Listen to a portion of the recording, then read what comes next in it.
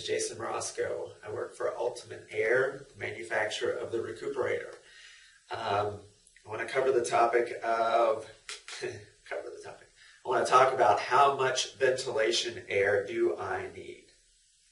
And I'm going to say right off that there is no magic number.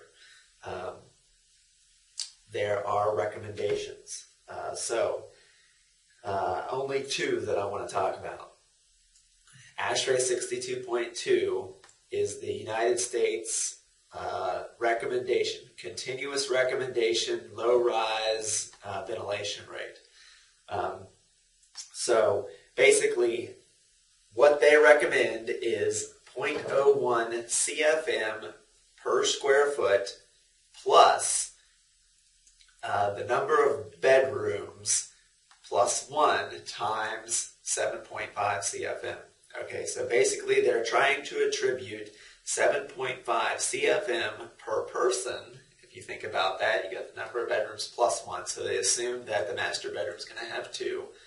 So 7.5 CFM times the number of people plus 0.01 CFM times the square foot.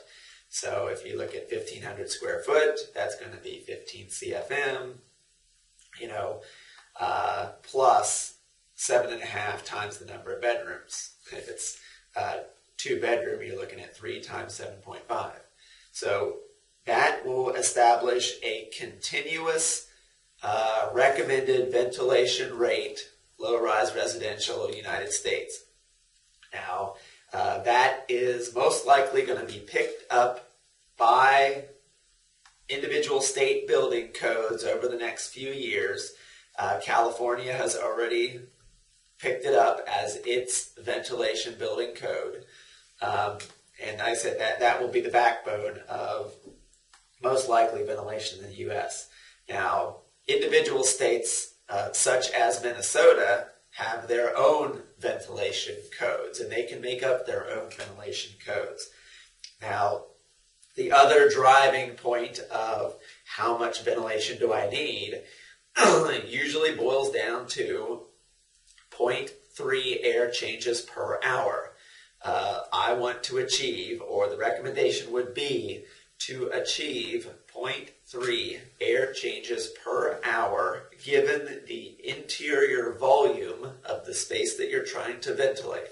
So that is a fairly simple calculation if you can tabulate the interior volume of your house, and then determine how much airflow is required to change that air, the entire volume of the inside air with the outside, once every roughly 3 hours, 0.3 air changes per hour.